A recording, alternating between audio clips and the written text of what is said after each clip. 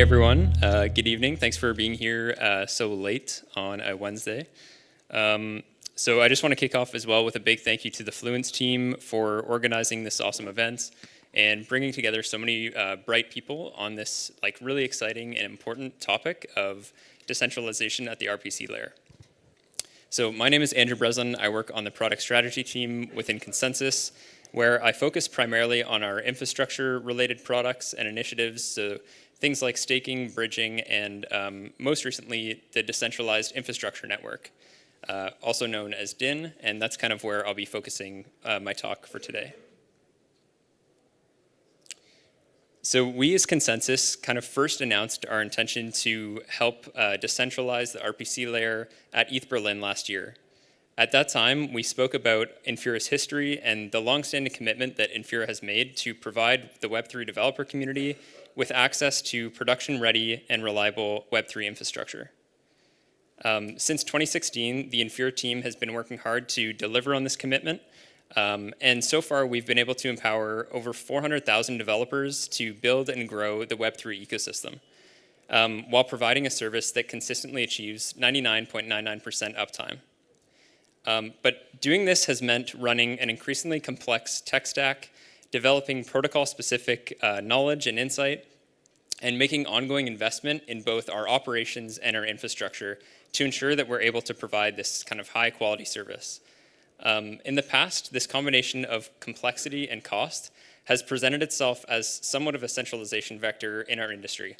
And that's because it kind of limited who could provide a service like Infura's at the scale that Infura intends to serve. However, as you guys all know, and as is clear to me as I think about all the teams that I just met today, there's now this kind of flourishing ecosystem of Web3 infrastructure providers that has emerged over the past few years. And it's really this ecosystem and all of you that have made it possible for Infura to kind of take this natural and inevitable next step towards progressive decentralization. If we truly want to onboard the next billion users and developers in Web3, we know there's not much that we can do about that ourselves. And so last year, we announced our plans to build DIN, the Decentralized Infrastructure Network. So this is a network of infrastructure providers who intend to work together to provide unparalleled API access to blockchain infrastructure. So, oops, sorry, I think I'm ahead here.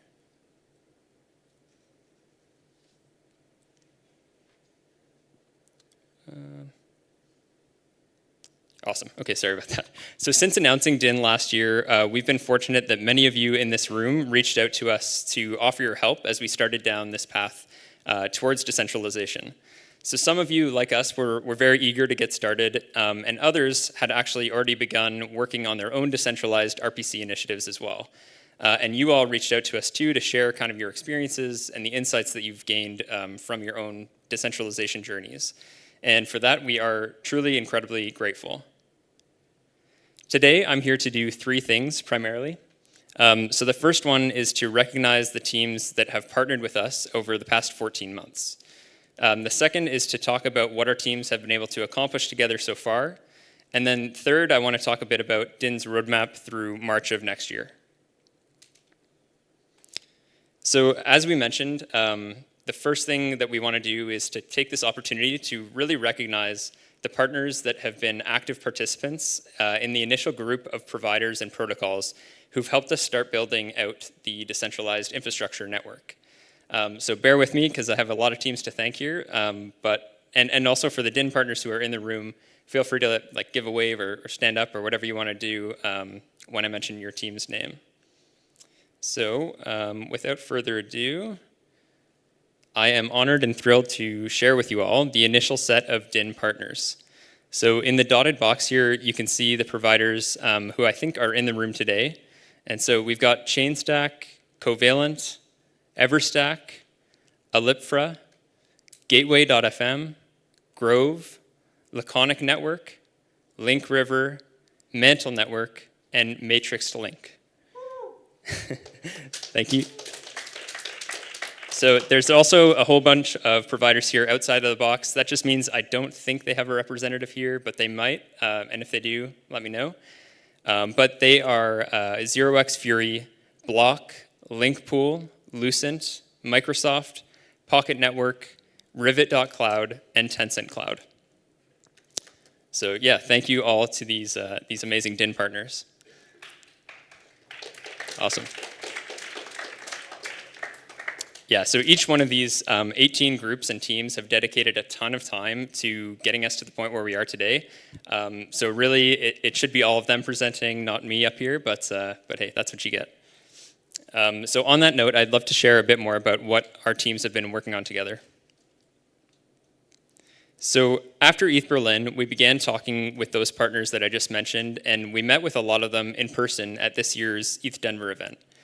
What we aligned on with those partners was that there are really three important prerequisites that DIN has to solve for if it's going to be successful and work in the way that we intend.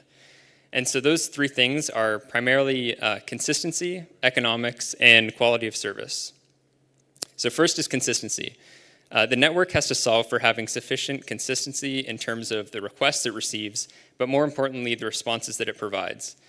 The upside of taking this decentralized approach is that in this system, the system's availability increases both in terms of like the networks that it supports and the uptime that we can achieve as we add additional partners.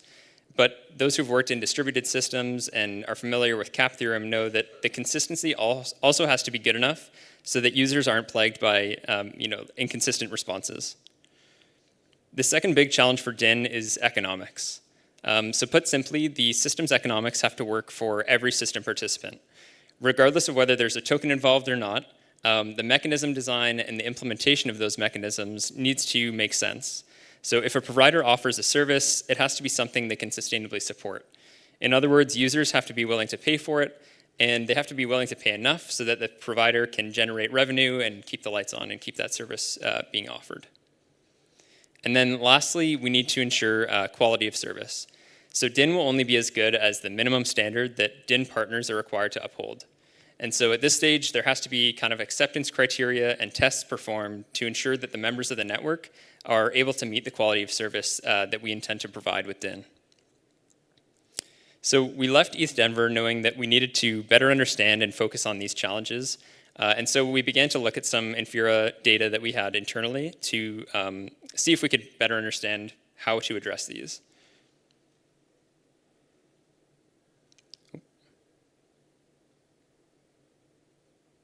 So to move forward with a federated, I think I skipped some content here.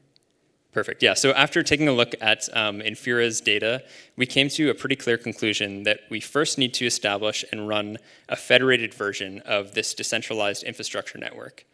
The federated version of DIN will allow us to iteratively and collaboratively explore and work on these three challenges with our partners in a production environment before we introduce further levels of true decentralization. The data that we intend to gather from DIN's federated phase should ultimately provide guidance and inform how we move forward and build a more resilient network. All right, so to move forward with a federated version of DIN, we spent some time over the summer establishing a V0.1 of the DIN partner acceptance criteria. We worked with the partners that you just heard about to test their endpoints as well as our own Infura endpoints across 5 initial networks. So in Ethereum mainnet, Arbitrum, Avalanche, Optimism, and Polygon. We had a lot of learnings during this process, and in September of this year, held another in-person meetup in New York City to debrief and talk through what our next steps should be. Coming out of that meeting, we created these 3 working groups to address the 3 biggest challenges that DIN faced. And so those working groups focus on routing and inter-partner consistency as number 1. The second working group focuses on the economics of DIN. And then the third working group is focused on acceptance criteria and quality of service.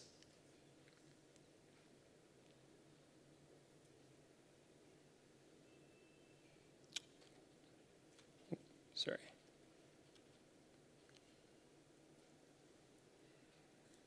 Perfect. So these sessions in New York were ultimately really productive for us, and they allowed the DIN partners to attend it both in person and remotely to kind of self-organize into these groups.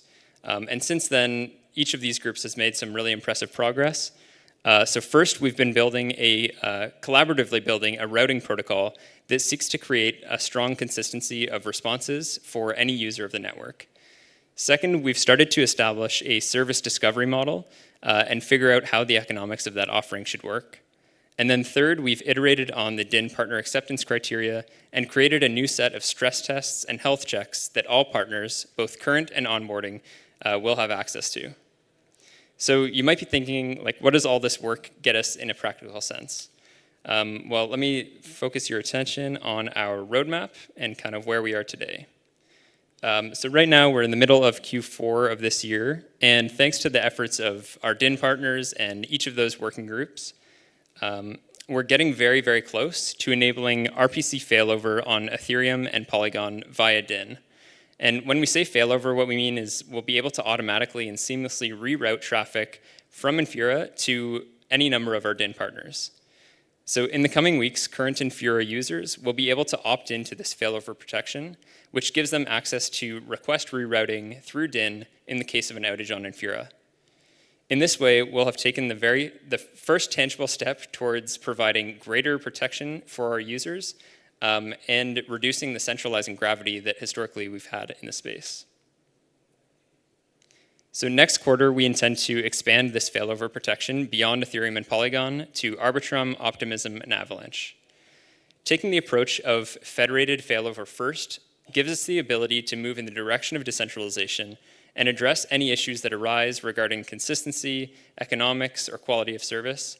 And at the moment, we recognize our approach is fairly methodical and it's intentionally cautious. But we know that we also have to become more ambitious in terms of adding new network support and new endpoints, both to Infura via DIN, but also allowing our partners to kind of expand their capabilities in the same way.